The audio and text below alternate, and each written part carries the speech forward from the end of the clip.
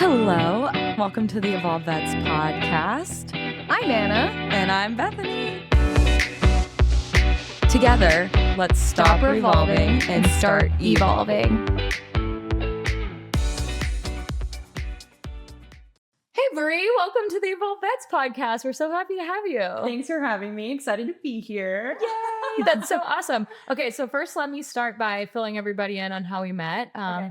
So I moved to Austin about a year ago, and shortly before that, we kind of connected through you run a practice in Austin, Texas, and essentially we were able to connect through our businesses, like needing each other and kind of helping out. Since I work on the emergency side, you work on the GP side as medical director. And so we kind of connected immediately, if I do say so myself. Yeah, like immediate friends. Immediate friends. I knew it right away. I was like, yeah, we're going to hang out and it's going to be great. So with that being said, I think some of the things that drew me to you, and one of the reasons that Anna and I wanted to have you on our podcast, is that you're such a motivated person. You go out and you see something really creative. You are not going to let things hold you back, right? You have this amazing courage and you have this ability to say, oh, there's a need here. I'm going to make a business for that, or I'm going to create a solve for that. And we love the entrepreneurial spirit. We love understanding gaps and solving for those. And you have that same spirit. And so we wanted to have you on to kind of share your experience. And so if you don't mind just starting to tell us a little bit about yourself, we're honored to have you. Thank you. Wow, what a compliment. I am Brianna Armstrong. I graduated veterinary school in 2020 and then started to practice as a general practitioner, as an associate in Round Rock, just north in Austin. And after about a year, I knew that I wanted to do more than just practice as a veterinarian, as an associate role. And I really loved the idea of being able to influence a team and build a culture. And so pretty quickly I was like, okay, I think I get this, how to practice medicine. And I know that if I don't know something, where to go to figure that out. And so I really wanted a new challenge of, how do I grow a team and really balance human interaction in a positive way to really build a culture? And so that was kind of my next step. I led the operations team I was working with. I work with Firehouse Animal Health Centers, and I led the group, the Jed and Johnny and Hunter, my 3 mentors, and within Firehouse, told them I was looking for something more. And I didn't know when that was going to happen, but I was like, I think I am ready for the next step, or at least want to start thinking about it. And it was an incredible opportunity because not much longer after that, within a couple of months, the next location became available. And so a year and a half out of school, I started my first practice, and we kind of went in on it together. So I'm an equity owner and put in a little bit of money to get that equity up front. So it was really like a true ownership role. And they are helping me. They are partners and help me make good decisions for running this practice, but I really am getting to do it. It feels like I'm on my own. They're letting me have the autonomy to make the decisions, even though I'm with 3 other partners. So it's been a roller coaster so far, and I've really loved every minute of building this business and building the culture. I have some experience with starting a business prior to that. In vet school, I have a patent for a wireless monitoring device that we built out. I built with my co-founder when I was in vet school. It was my last 2 years of vet school. And we met through the Veterinary Entrepreneurship Academy and designed this wireless monitoring device for vet med. And we got through lots of pitch competitions. We raised $80,000 in pitch competitions, and then put that all towards building out our devices and the patent. And so I feel like I kind of always had an entrepreneurial mindset. When I was in undergrad, I was grooming dogs as a self-employed person, just trying to make money. And then before that, when I was a kid, I actually had guppies that I was breeding in my room and then selling the babies. What? Yeah, it was a really early start. So I think I've always had this idea of how do I share this with other people and turn it into a revenue source? Yeah. And so the idea of doing that in veterinary medicine was really intriguing, because I think my ultimate dream is to have a really positive impact on our industry as a whole, just like you guys are doing with Evolve Vets. I think that that would be so fulfilling for me if I love influencing the people around me in my hospital, but what if I can do that on a bigger scale?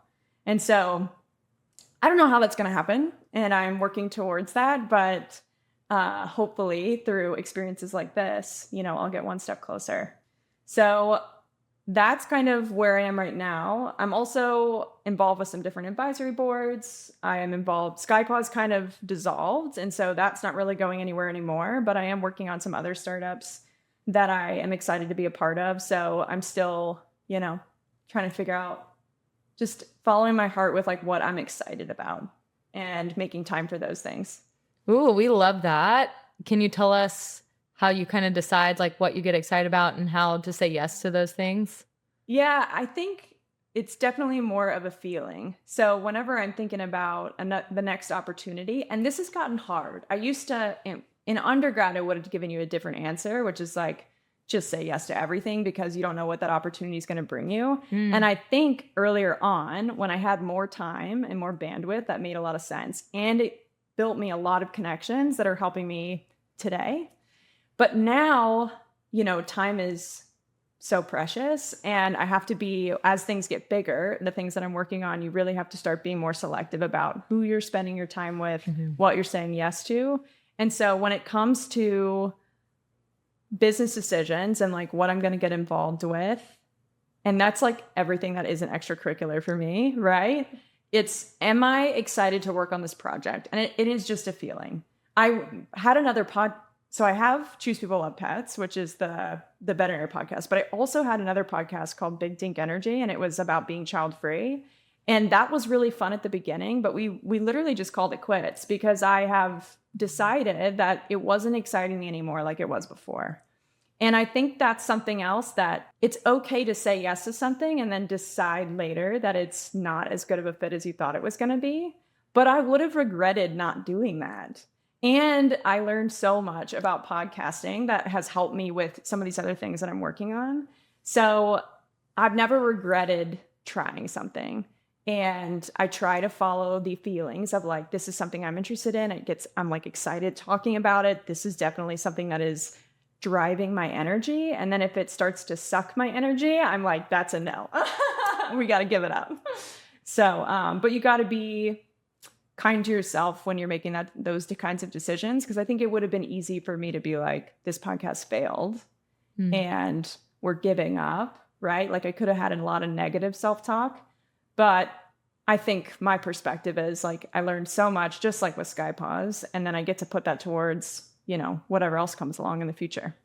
We talk a lot about perfectionism and failure, and that a lot of veterinarians are actually like, we tend to be perfectionists. And so it can be pretty scary to hear the word failure.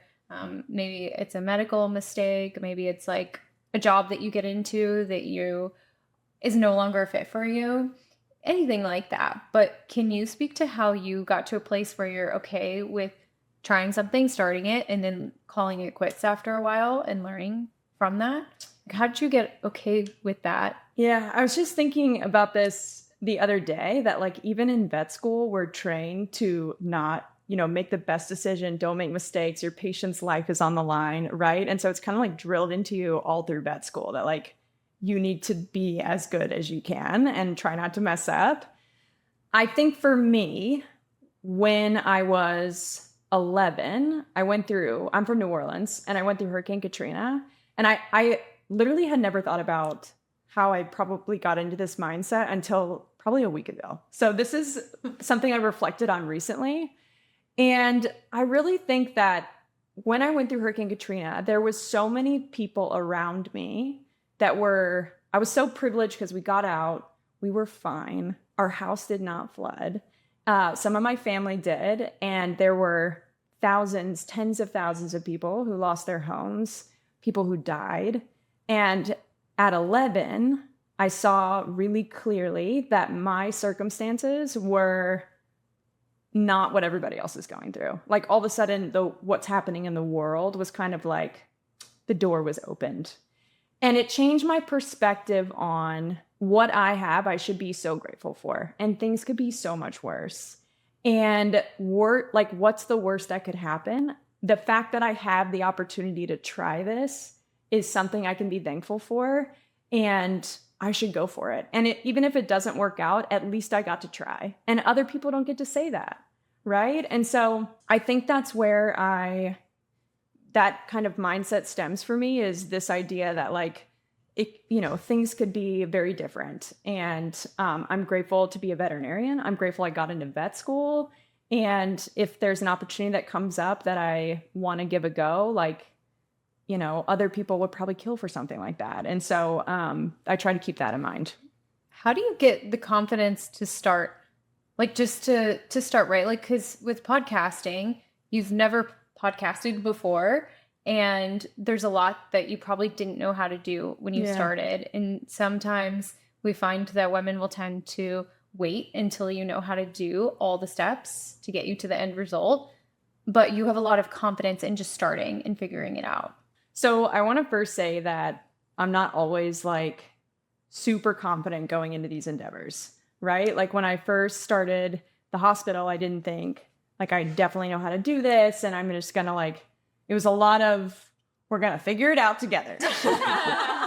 And so I think one of the things though that makes me a little less stressed about trying new things is these like micro dosing of what I'm gonna embark on. So before I started the hospital I run now, one of the things I was doing was involving myself in leadership and feedback sessions within the hospital I was in. So I was like trialing, okay, I know that this job is going to require 90% human conflict interaction and building a culture, making sure people are behaving in a way that is conducive to a positive work environment.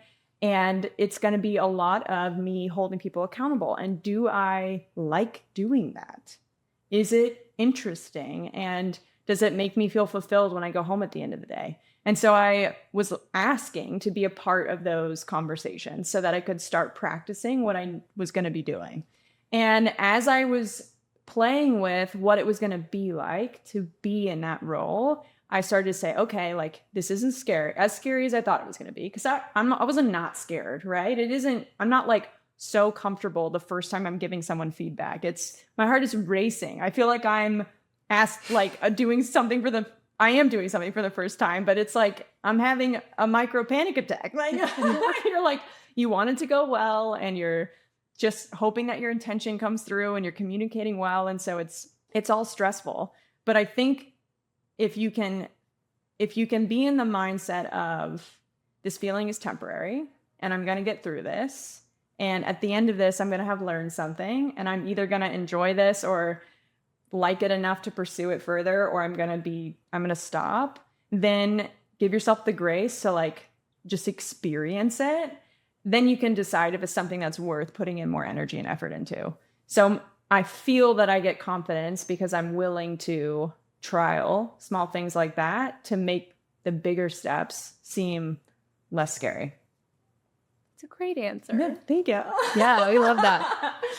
It's interesting. I use a similar theory when I'm training leaders. It's not necessarily about how you do in an interview, but it's what's your ability to show up and try and practice these things, because that's actually what builds confidence in being a medical director, in my opinion, right? Yeah. It's you slowly learning how to do the schedule and trying it for 3 months and probably doing it wrong a few times. And then, learning from your current leader on how to do it a little bit better. And then maybe it's taking the next round of customer concern calls. And, you learn to be a great leader by trying all these, I guess, different avenues of what might be challenging if you try it all at once. Yeah. And then slowly learning the skills and developing those skills over time. And that's actually what sets you up for the role the best, is that you're, having those accountability conversations, or maybe it's like learning how to inspire the team to rally behind a new initiative, right? So the more you can teach people to try those things slowly over time is actually what's going to build a really strong, confident leader. And just like you know? Yeah. I think something else I think is underrated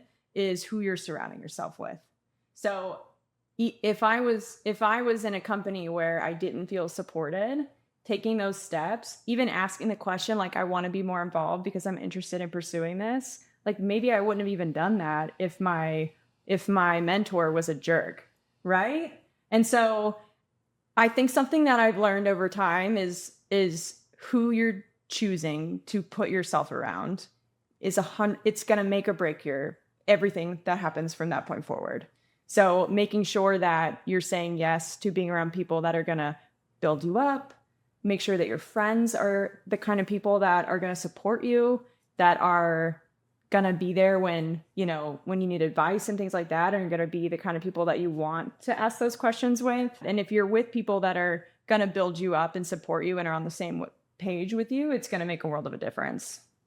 They say that you're a combination of the 5 people who you hang out with the most. Yeah. And so it's one thing to hear that, but it's another. I'd encourage everyone to go and write down who are the 5 people that you spend the most time with, and what are you getting from those relationships? Are any of them energy vampires? How do you feel when you're with that person? And then when you leave, do you feel like your energy is completely drained, or do you feel more energized after that relationship? And that can be a good test of, are you around the right people? Yeah.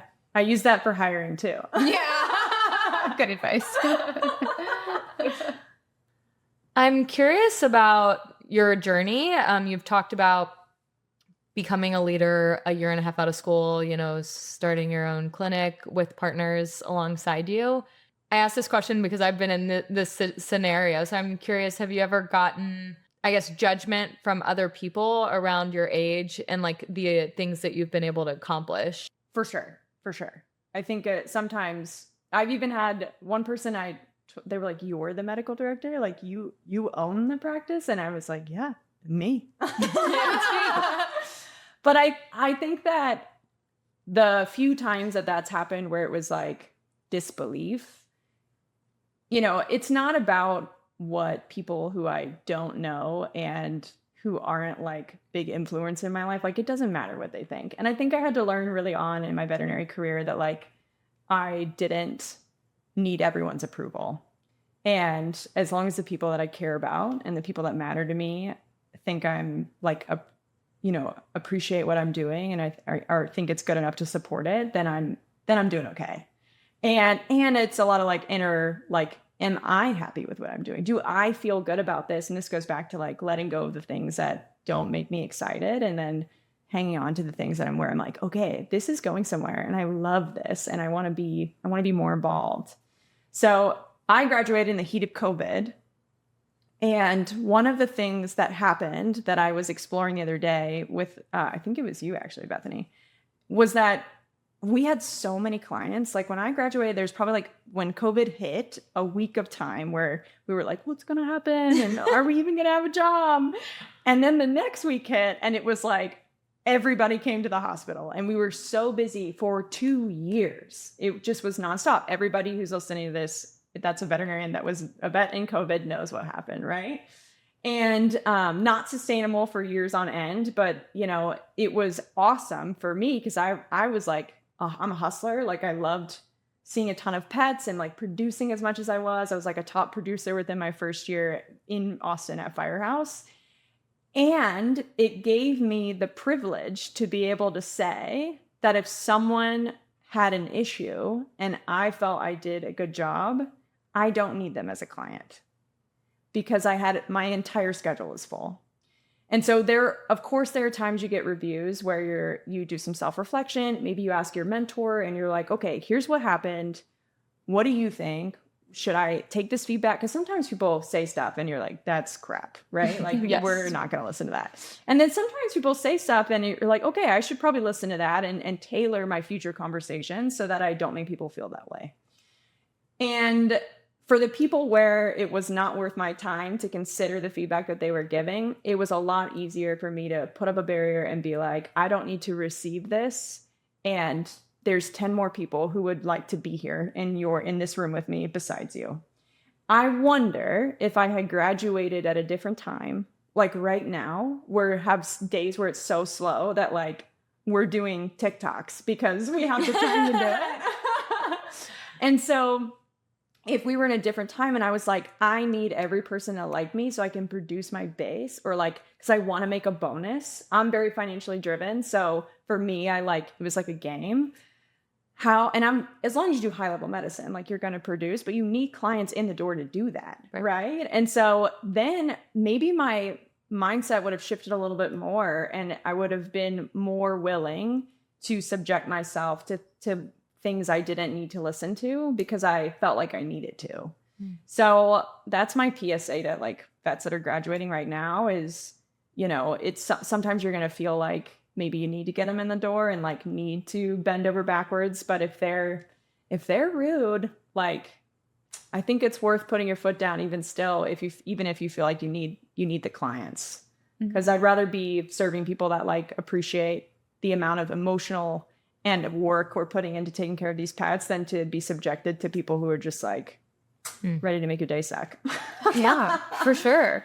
So you brought up money briefly. Yeah. And I'd love to talk about it because it's a little bit of a taboo topic. It totally is. And I think we're all money motivated. Yeah. And I think that more veterinarians are than you would realize. And that's been, at least Bethany and I's experience, getting to know many, many vets over the last 7 years. And that's what we've had mentors say as well. And so there's a taboo around talking about it. It's also that we graduate and people are like, oh, vets have so much debt. And like, they're just not money motivated at all. I think it's a bit of a lack of financial literacy and understanding. And then you start to make that money, and maybe there's also an ickiness there too. There can be an ickiness of, oh, I'm, just trying to make money off of these pets. And when often the better medicine that you practice, the money will follow. But I'd love for you to talk about what you see in practice, maybe your personal values around money and how that's related to what you do as a veterinarian. Definitely. It is taboo. I literally was just talking to someone the other day about how we are so worried about how expensive things are getting, but I feel like we are finally pricing ourselves appropriately. When you look at human medicine versus veterinary medicine, I mean, the difference is outrageous in how much you're charging. And some of that's insurance, but our prices are not crazy. They're just probably more appropriate now than they've been in the past. And so this is something I've had to teach the team too, like my team, because everybody's coming in with experiences from other hospitals, and we should be proud of the level of medicine that we're performing for these animals. And we are a for-profit business, and we have to pay everyone, and there are expenses to the hospital. And in order to do all of that, and how can we, a part of me is like, how can we cry that like the prices are too high, but also want to pay all of our employees so much more, which they are still underpaid. Right? Like we should be paying our nurses more. For sure. And we can't do that with cost of goods going up and not with everything else that's increasing in pricing. We can't also pay our team more and not raise our prices. So there's got to be a balance there. For me, the way that I feel really good about it is we also partner with nonprofit companies. So Emancipet is here in Austin. We work with all of the shelters, and there are low cost options in Austin, which is Emancipet is a luxury that not every city has, right? And so having those opportunities and deferring the right clients to those options because it makes sense for them, we do that. We find lower cost options for clients where access to care is an issue. And I can feel confident that we deserve what we're pricing our clients at. And with the amount of work and time and investment that we're putting into it, the level of care that my team has for each patient, it's totally worth those prices. Probably is we should charge more, honestly, right? We should. I know. I had a mentor who would always use this analogy and say, so pets went from being in your backyard to in your house to in your room to in your bed. Yes. And that's evolved over the last probably 15 to 20 years. And so the level of care that's expected for our pets who we treat like family members is really high. We want to do everything that we possibly can for our pets. And so I think people are getting used to the new prices. But then if you think of something else in our lives, like a car, right? People are like, oh yeah, I'll like buy a $70,000 car. no problem. Yeah. And it's like, but Isn't don't that you wild? care about your pet more? A lot of I people know. do. And so it's just different. I think it's a lot of educating and standing in that worth that, we do want to take care of your pet and we want to provide the best medicine, and we need our teams to be fully there and taken care of. Totally. So, and it doesn't mean that we don't create plans that are more affordable. I'm not changing the prices of our services, but if you only have X amount available, then we're going to make a plan within that budget, right? So it doesn't mean that we can't tailor things to help it be more accessible to people. And I think that's the other part. It's like, I'm not saying that I'm worth less. I'm saying I'll work within your means in the best way that we can. And if it means that we're not the best fit, that's okay too. And we have lots of clients that use our low-cost partners for non-emergent regular stuff because they don't do, sick visits and things like that usually. And then the owners can save that money and come to a full service practice when they need it. And I literally have that conversation with owners. So, and I think it's really helped the team. I think them feeling confident and good about the pricing and that they do deserve to be paid that much and we pay really well at Firehouse, which I love. And every year we're trying to increase our average because we want to be on a trajectory of paying our technicians as much as we can.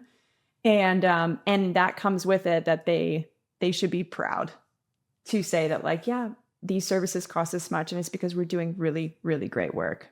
We're moving in veterinary medicine, I feel like we're finally moving from a cost-based service industry to a value-based service industry. And I think we should be. I think that's important. I think we've been undervaluing ourselves, and we finally are getting to a point where it's making sense to be able to pay everybody what we want to pay. I love that. Great perspective. Yeah, thank you. I want to talk about your podcast because it's such an interesting topic, and it's one that we care a lot about. And I think people listening care a ton about. So can you talk about why you started your podcast? Yeah. What you talk about, why it matters, why people should tune in. So our podcast is called Choose People Love Pets. And that name came from, I knew all of us in veterinary medicine obviously love pets, right? But not... I don't know. But not all of us are choosing to put our people first. And the whole premise of this podcast was I really wanted to create a free platform where veterinarians who were interested in leadership and providing or creating better cultures in their hospitals had tangible, actionable things that they could pull away from these episodes that they can take back into their practice and apply and hopefully uplift the culture. If you're a technician, if you're a doctor, if you're a leader in your hospital, we try to do things at the end of the episodes, regardless of your role, if you're in this role, try this. If you're in this role, try this, for whatever that episode is about. We have these shorter lead by example episodes where we talk about these little things that you can do to help enhance the hospital environment or wherever you are, your work environment.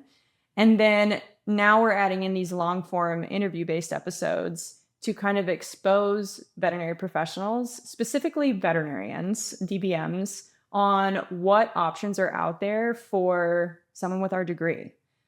It's a lot about just sharing what's possible and how to make your environment better. And potentially also, if you don't feel like the job that you're in, this traditional idea of what it is to be in veterinary medicine is fulfilling for you, what else can we do? You're not stuck. And it really is synergistic with what you guys are doing here. How do you empower people to want to make the choices to get to a better place? And I think leading by example, right? And showing people what's possible. And so that's what we're hoping to do, is just create an opportunity for people to see that they can make a difference no matter what role they're in. And if they're looking for what else is out there after you graduate, besides just being what you're taught in vet school is we're just going to practice medicine, go out, be a doctor. But there's so many more things that you can do with your degree than that. I wonder, so everyone listen, Choose People Love Pets, great podcast. And I'm curious, you started it because you want to share a possibility with other veterinarians. Have you experienced vets who going into burnout or not being happy with the profession? Yeah, absolutely. Like some of my friends have changed jobs multiple times. And I literally was at dinner in Charleston with my father-in-law. We were at a bar and we were talking to the bartender, and she said, my sister's a veterinarian and she hates her job and she just wants to get out. And so I gave her my number because I was like, you should, like, there are so many options besides just being in a hospital like that. And she said, I think she's just burnt out. She just doesn't like practicing anymore. And I was like, there are other jobs. Like, she doesn't have to stay there and be miserable. And so I think like there are so many of us out there that are struggling and just feel like they're stuck. And it's just not true. I mean, you guys are following your passion and starting this podcast and like building something that is getting you excited. And there's so many different things like that people could do with a degree that we have. It's endless. Like, there's so many different opportunities out there. Where would you suggest someone starts if and what we see is generally 5 to 7 years out of school is when we start to hear of people being like, I don't know if this is for me. Maybe I'll go do something else besides vet med. Maybe I'll try relief for a little while. And then they're not satisfied. So where would you recommend that someone starts if they're feeling that burnout? Yeah, maybe taking your Evolve Vets course. Yes. Steps for that. Join the membership. I really think it is some internal work that has to happen where you have to like look at what you're doing. What don't you like about it? Like, what are you not happy with? And what are things that bring you joy that you think you're going to be fulfilled by, or like just anything that excites you, like listening to that feeling. And I think being willing to have conversations with people, just take a minute to talk to people who are doing different things and see if it's something that you would be interested in trying. I think we're scared to just have the conversation and reach out. And it's wild to me that it's so hard to just say like, hey, what are you doing? And like, that looks kind of cool. Like, tell me what that's about, you know? And maybe through those conversations, people can find other opportunities that they think they're interested in. That's probably my biggest advice is start listening to yourself and then start having conversations. So I think there's lots of people out there that are in similar positions, but just don't talk to anybody about it. Mm-hmm. Yeah, it's really good advice because if you're thinking like maybe if you feel like you might be burnt out, there's probably a good chance you are. You could probably get it diagnosed. So you can get it diagnosed, but I think that oftentimes we just find ourselves stuck in a bad situation for too long and we start to feel a little bit helpless. Yeah. And like, maybe I should do this, or I should stay here, or I'm locked into this contract, or what else would I do? Or making good money here, or I have to support my family, or I have all of these loans from vet school. Yeah. And so I think if you are feeling that way, then that's the time to get help, not when you like go even more into that hole. And so when you are looking for help, I think your advice of look at what excites you is important, because if it's maybe the customers that are draining you, or it's your boss that's draining you, or it's having money conversations that's draining. Like if it's having money conversations that's draining for you, then like go do vaccine clinics. They actually pay pretty well. No, really well. And and they're fun, and you get to see a lot of puppies, and you don't have to have a single financial conversation because you're providing a great service to people, and someone's already taken care of the payment beforehand. So I do think that you have to take the time, like you said, to get really clear about what part is like eating you alive every day and solve for that. Nobody tells you that like you can make a ton of money doing vaccine clinics. I love vaccine clinics. Nobody tells you can make a ton of money and it's actually not that depressing to do in-home euthanasia. Like just remote work. Yes. Like it's these things that like are out there. I have a friend in industry who travels like all the time and builds her schedule, and there's like busy months and slow months, but she loves it. She's never in the practice. I take it back. She does like relief surgery work, but like doesn't have to ever see an appointment. And so it's just like there's endless opportunities of things that could be different. And what's wild is I think it's harder for veterinarians because we are like building a clientele. We're having to like sever a lot of relationships to leave.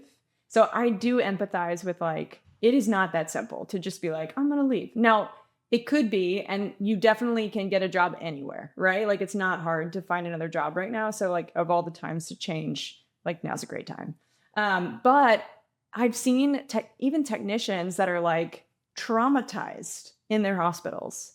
And it's like, how could it can't get worse than that? Like the stories that you hear, and other veterinarians are like in the environment that all these technicians are also in, and they get trauma bonded too. And then they'll stay because they don't want to leave their buddies.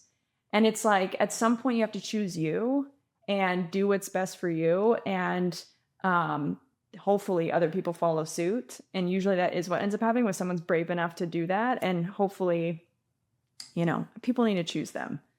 Our life is like so finite. And I do not want to spend my life hating going to work every single day.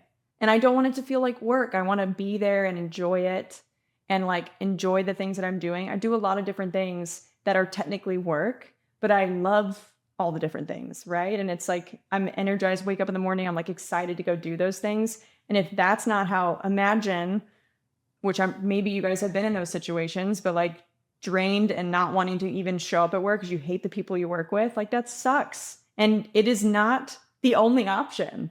It's terrible. I've for sure been through it there's different seasons of life, and I've been through it. And sometimes something that starts out good is good for you in that moment, but then is not good for you later on. It can turn into a bad, what you're going through. Yeah, it can turn into a bad thing. And what I notice is I wake up with dread, and I'm maybe driving to work and my body's like, no, turn around. Like, and I'll have anxiety before. And then I come home and I'm driving home and I am just drained. Mm-hmm. And that is like not a healthy way to live your life every day. And so if you start to notice that there's more days like that versus the good days, then it's time to make a change.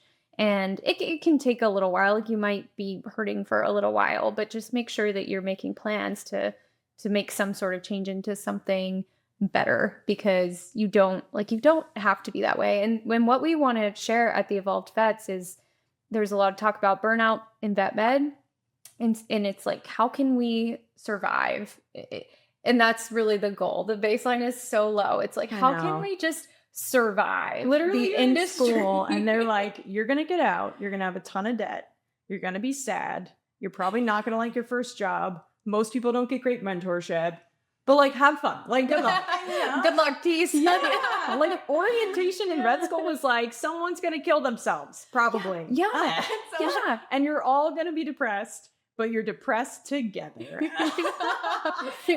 For a noble cause. And we want to show that you don't just have to survive. You can truly thrive and feel abundance in the career. It can be that badass career that you always wanted it to be when you were a child. You can feel heroic. You can go to work and your cup is filled, and you can help cute little puppies, and then you can save lives and do CPR and get thanked for that and be a staple in your community. There's so many different ways to actually say, no, we have one of the greatest careers on the planet. And not just when we show up to work, it's amazing. It's also like outside of work, I have a life. If you're a doctor, when you work shifts, when you're done, you're off. You're completely off. You don't have to like check your emails. You don't have to do all of the other stuff that probably some of your friends who maybe have remote jobs do. Yeah. Like you're off. I think this is really a great discussion, and I love how we're going back and forth about it. I think it's very true. I also want to be realistic about the fact that there will be challenges and there will be seasons that are hard. I guess the question that I have is like, how do you know the difference between like a skill that maybe there's to be learned or something to be developed versus like, okay, it's time to transition to like a new role or something like that. I think for me, that's the big thing that's coming up in my mind is, yes, burnout happens. Yes, it gets bad. I mean, Anna's been talking about it, and yeah, there's been moments where I've been there too. So I feel it deeply. Yeah. So I guess sometimes when I'm in those moments of burnout, I'm wondering to myself, is there something wrong with me? Or am I just not grateful enough for like what's around me? Or is this a season that I'm supposed to just get through this season? And then on the other side, in Is 2 it months, temporary? in 2 months, am I going to be like back to happy, fulfilled or not? Have y'all ever felt that? Is that something that y'all experience too? And like, how do we help whoever's listening in our audience know the difference between those two things? Yeah. For me, the difference. So when I was in my 4th year of vet school, I got to a point where I was so done with clinics that it was like really hard for me to wake up in the morning. And I was like, I think that would be depression. Like, I think I went through an actual depressive episode, and I like didn't want to get up. I was not excited to go to clinics. I was like just getting through the day. And I thought to myself, like, this is temporary. Like, this sucks right now, but like, we're about to be done. And then I'm going to get to start my job, and it's going to be exciting again. Right. And so I think if I were in a job and that's how I felt every day, that's a clue. Like, I need to be like, I'm not unraveling this. This just feels bad. I'm not excited to go to work. And in clinics, like, the culture is not incredible. And so, maybe to say the least. Correct. Understatement. So it's like, I knew that environment was fully contributing to how I was feeling. And I knew I was like ready to be done with school and like be on to the next thing. Senioritis. Yes. Versus, and I guess, so like that's one where I knew I needed to pivot, and I knew the pivot was coming because it was like the natural progression of things. With the podcast I recently closed down, it was every time I was going to work on it, I was like, it was so much effort. It wasn't like I was excited to do it. I was like, I need to get this done. And it was just like a task on the to-do list that I wasn't looking forward to anymore. And I was like, okay. And Not Choose People Love Pets. This is my other podcast. So that was my cue there versus, and this is the difference for me individually. And I don't know what it's like for you guys. So y'all let me know how you feel about it. But when I'm uncomfortable because it's new, or it's like a conversation that's hard to have, but we feel good at the end of it. It's like these little moments throughout the day where it's like, I'm excited to go work with these people. And then maybe there's a conflict and we have to work through that. And it's uncomfortable, but I'm like willing to do it. And we all feel better at the end. Right. Like, I think there are times when things are challenging, when we're not as profitable as we want to be. And I'm stressed out because I want to be able to pay everyone. Like, that's not fun, but I know it's like a part of the challenge of running a business. And I'm excited to get over that hump and figure out ways to solve the problem. I think that if you're trying to decide if it's like a temporary issue versus a long-term problem that you need to pivot on, again, I feel like it all goes back to like, how are you feeling about it? And if you're thinking to yourself, like, I can't do this forever, this is not sustainable for me, I don't know that even if you tried different things that it would matter, because you've already decided that like it's not worth it. So it's got to be a priority. And then if it's not anymore, then you got to let it go. Yeah, that's a really thoughtful answer. Thanks.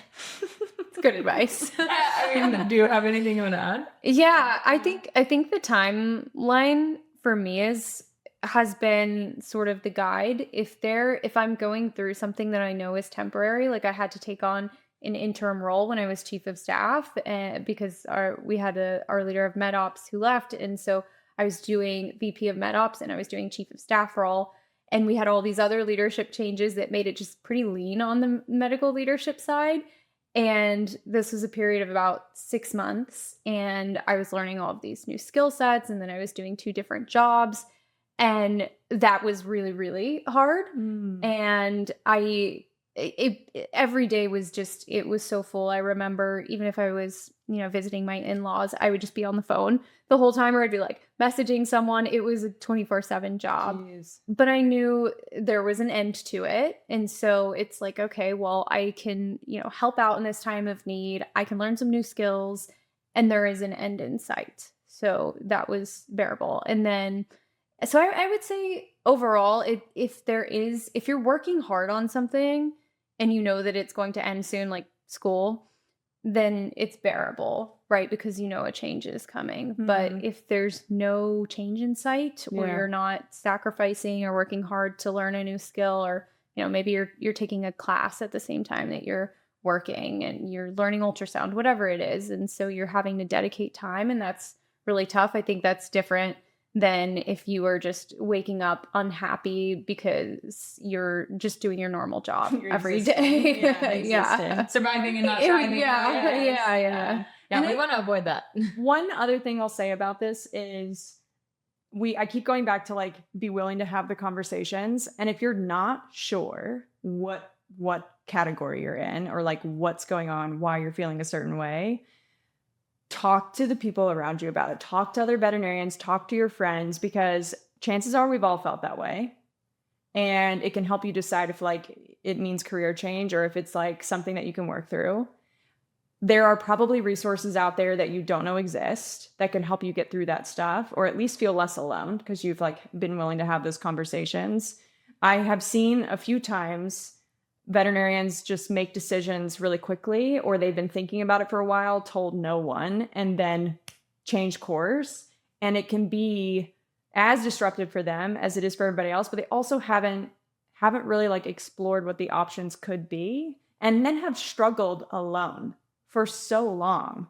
And we all want to help each other. I mean, we're doing this right now because we want to influence positively people to be in a better place and feel better about what they're doing. And so those conversations, I think, are one way to get there. And there are lots of veterinarians who are super happy, who are like enjoying their job, and maybe having conversations with, like, we should celebrate those people, right? Like, I love what I'm doing, and I don't feel burnt out, and I'm excited every single day. And there's lots of veterinarians out there that are like that, but we don't talk about those people. They're all in the Evolved Vets membership. You want to be around those people, come hang out with us. Yes. And like, what are they doing that, and this is what you're doing, right? You're saying like, what are these people doing? Yeah. And so to like get them into that space, and there are people around every one of your listeners that could help shed light on like what could change, what could be different. And so just be willing to have the conversations. Don't stay silent, because I think we get lost. We spiral. Don't suffer in silence. Yeah. Talk to people. I think for me, that also brings up like the Evolved Bestie, like being able to have an accountability buddy, even if you, to your point, like if you don't know, like, is this seasonal or is this forever? But like having somebody to talk that out with, I think it's okay to be like, hey, let's like, it's great that we've talked this out. Like, we know how you're feeling. Let's give it 3 months and like reassess. Yeah. Because then you have somebody to be like, are you quality of life, right? Like, are you having more good days than bad days now? Or how are you feeling about it now that it's been several months? Like, was it a season or a few months of challenge that you've overcome? Or is it something that's like more long lasting? Like, okay, yeah, it's been a quarter and like this is still happening. Like, we probably shouldn't reevaluate. Yeah. Reevaluate, buddy. Yeah. And if you're around people that aren't interested in helping you, or are like giving you the wrong, like when you go to them, it's not a good feeling, right? That's another real clear answer that like maybe you're in the wrong place. And I think part of what I'm hoping to do with Choose People Love Pets is empower people to say that like there are hospitals that exist that have great cultures where you can thrive and like enjoy your job again. It's not the job necessarily that for those people. There's lots of people where the job isn't the problem, it's where they're working that's the problem. And better places exist, and hopefully we can create more of those. But also, if you know that you should be respected at your work and that other places are doing that, hopefully that will give people the feeling of like, I don't have to tolerate this anymore, and I'm empowered to walk away. That's also that's what you're doing too, is empowering people to like choose them and think it through and figure out what they need to do to be in a better place.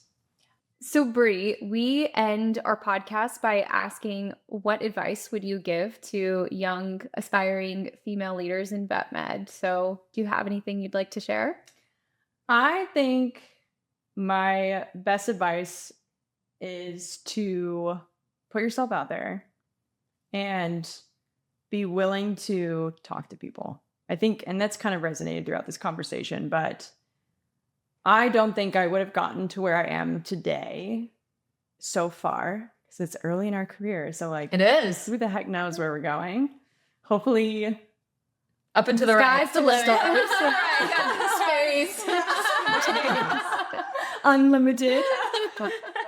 But I think it's like even look at our relationship, like, and what we're doing together now and where you guys are going with this. And I just think that we can totally raise each other up, and everybody, I really believe that everybody in vet med, like people in general, are good people and they just want to help, especially in our industry, because that's literally all we do every single day is we want to just help people.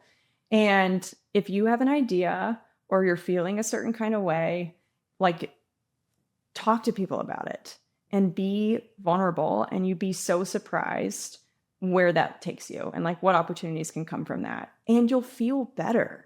Like, I always feel better when I'm like, I'm thinking about this thing. This sounds crazy. I'm the first person to be like, I don't know what that means. Can you tell me what that means? And I'm willing to like admit mistakes with the team and just be human. And it just helps us all connect better. Can I add something? Yeah. One thing that I love that we've talked about before that's really stood out, not only for our relationship, but your support for us. So just newsflash for everybody who doesn't know this. When Anna and I were starting to think about doing a podcast, Bree had just started her podcast, and we were like, maybe we can get some tips from Bree. And sure enough, like, got on a Zoom with us, like actually walked us through how she did it. And it was a huge expander for Anna and I, because we saw to believe that it was possible. And it's so fun to see. And every step of the way, you've been so supportive of the Evolved Vets and our journey and participating. And I think, I don't even know if you see this as advice, but one thing that I'm learning from our relationship is like how not in every woman relationship you see true support and like kindness and genuine, like wanting your friends to do well. Yeah. And so I don't know if like there's anything there that you believe in that you want to share about, but it's something that I noticed immediately that Anna and I actually have been overly, I don't know, just outpouring of love for that. And it makes us want to do that for other people more and more too, because jumping into these entrepreneurial activities is very overwhelming and we don't know what we're doing. And so to have it, like, there's so many amazing people that have been so supportive, and like you're one of those people that has like jumped in from the beginning, like, tell me about what your courses are going to be like, let's talk about the podcast, like, let's help pick a name, you know, like all those things are just so supportive. And I think we have a handful of people that have been engaged to that level. So I don't know if that stands out to you, but it has stood out to us. Well, I don't want to take credit for, like, you guys did this on your own, and this is incredible. This is way more than I've ever done with podcasting. So y'all took my brief share of many tiny little facts and then ran with it. So congrats to y'all. Like, this is incredible. And I have heard recently, I saw Simon Sinek say something around this concept that you're talking about with, like, how do you know who to connect with, and what specifically, I guess, women, if we want to think about it in that sphere, are going to be supportive. And I thought this was really helpful for me to kind of figure out who are the people that I can really trust. And he said that we all have people that we go to when we're going through something hard. And there's probably, like, on two hands, I can count the number of people that I could reach out to if I'm struggling with something, right? Maybe more. But when you're successful in something, how many people are you willing to tell? How many people are you going to tell and know that they're going to be genuinely happy for you? And, like, those are the people you should keep really close, and know that if you really need something and advice, like, those are the people that are going to be, you know, non-judgmental and happy for you and want to see you succeed fully. And you can know that about them. That's hard to find. It's sometimes easier to talk to someone about your problems because they're like, oh, this person has problems too. And, you know, you can kind of like commiserate the misery. But if you have something that you're really proud of that's taking off, who are you going to with that? Who do you feel comfortable enough that you know that they're not going to think that you're just being, like, pompous about it or whatever? Like, who do you feel safe enough to, like, be like, I did this thing and it's, like, going really well, you know, and think about that. think about who those people are. It's a great reframe. Yeah, for sure. We were talking about like, how do you know when you should say yes to something? And we have talked before about like, do you have certain values? Or someone told me, think about a mission. Like, what's your mission for your life, your career? Like, what do you want to really do? Think big picture. And for me, it was like, I want to be a positive influence, one, on the people around me. And I want people to know that like when they think of me, I want it to be like, she is supportive and a good friend. And I know will be there for me, whatever's going on. Like, that's what I want people to think. But then also, bigger picture, like I want to do that for veterinary medicine. Like I care so much about this profession and I love what we do. And I think it is like wild that we get to like work on animals in so many different facets in a 24-hour period. Like think about all the different things you can do in like even just 2 hours in the hospital. It's wild and so fun. And what if everybody could feel that way? What if all like vet med as a whole, the culture was revamped to a point where it wasn't normal to work somewhere where it sucked and like you have stories? What if it was normal to work in veterinary medicine and people said like, what a great industry to be a part of, right? But that is not what you hear right now. And I want that to be different. And I'm hoping that you guys can help do that. I'm hoping that I can have an impact on that. And there's lots of leaders coming into like in our generation that are moving in that direction. Lots of things that are happening. So I'm hoping in our lifetime, we can change what it means to be in veterinary medicine and how people feel about it. Note to self to come back to this episode in 2045. Yeah. What have we accomplished? We are manifesting. Yes, we are manifesting. So how do people get in contact with you? I am on LinkedIn and Facebook and Instagram and TikTok. And hopefully, maybe I won't be on all those forever, but we're doing it right now.